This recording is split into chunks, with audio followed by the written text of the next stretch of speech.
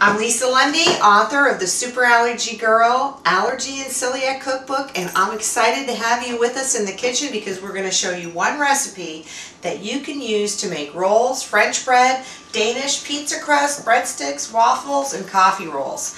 All that with one simple recipe.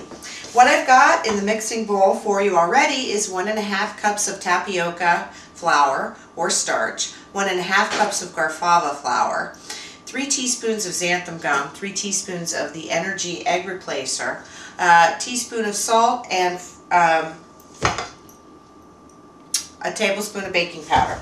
To that, we're going to add 1 cup of the constituted dairy-free non-dairy milk replacement or substitute. We're going to add 2/3 cup of acceptable oil, whatever you can use. Then we're going to pop open a can of club soda. I'm going to pour out about a cup, and we're going to use just as much as we need. I'm not going to pour the whole cup in. I'm going to show you what the consistency looks like. So we're going to mix this up, and this forms the basis for the recipes or the end products that I just told you about, where we're going to show you how to form those products using special pans.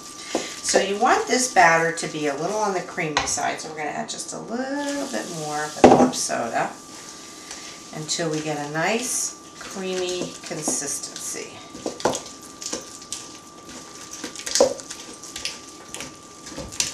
How that looks. Maybe I use the whole cup. Okay.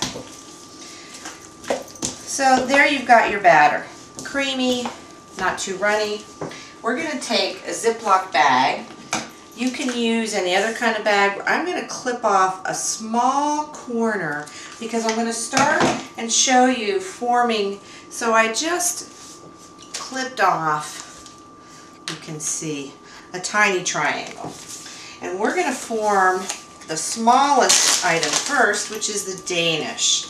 And the Danish are delightful.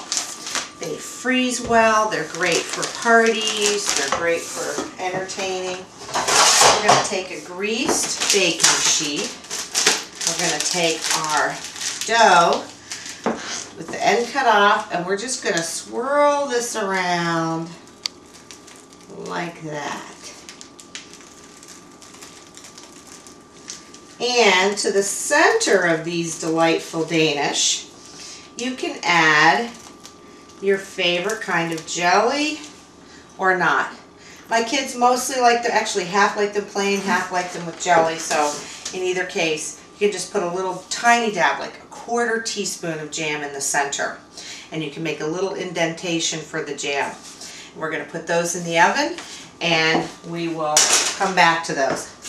Now, the next thing, you're going to impress your friends. Oh, and I forgot to mention, to this batter is plain, but for the pizza crust, we add your favorite spices. We add a little onion flavor, garlic powder, oregano, some basil, maybe even a little hint of rosemary, and that makes fabulous spiced, or what I call savory rolls. So we could have added spices, you could add spices to this to suit your needs. Now what I'm going to show you next is making a dinner roll. Well, there's the obvious plain dinner roll.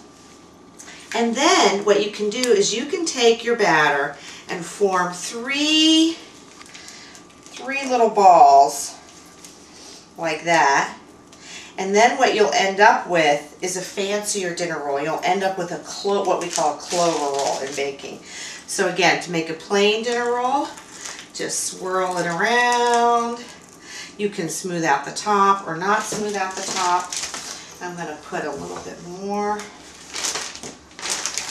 in here. And we'll do one more clover roll.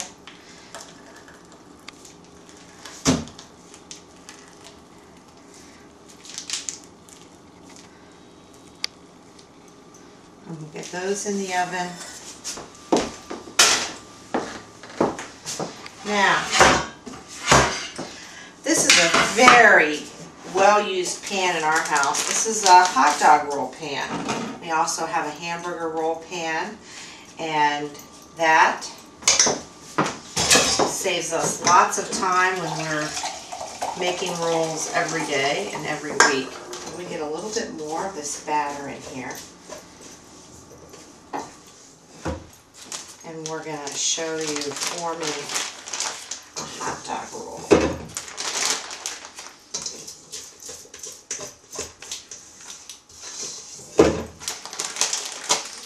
Okay, so for our hot dog roll, we're going to put the batter in. Oh, and you know what? For doing the hot dog rolls or big, larger rolls, I usually cut a larger hole off of your bag. It'll make things a lot easier. So just make that hole a little bit bigger. See, it comes out small. Now it'll come out much larger. We're going to get a rough amount in there. And then you're going to take your spatula, dip it in your leftover club soda that you didn't use, and you're going to smooth this out just like that. And keep dipping it in until you get a nice, smooth, formed roll. And there you go. So we're going to get those in the oven, and I'm going to show you then the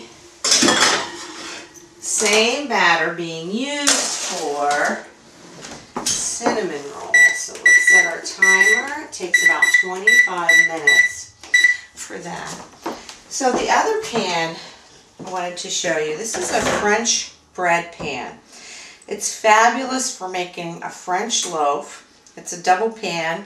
You could use, we're just going to use part of the pan to give you an idea. So for this, you're just going to fill this pan up with the dough. And then what you're going to do is you're going to smooth out the loaf to make it look like a real French loaf. So we'll take our little spatula and we're just going to smooth that out. Now again, if you were using seasonings, you could make this into a lovely seasoned French loaf and even put, you know, some onion flakes on the top or whatever you like. But you get the idea. You'd go the whole pan. So we'll get that baked a little bit later for you. And take a break and we'll be right back.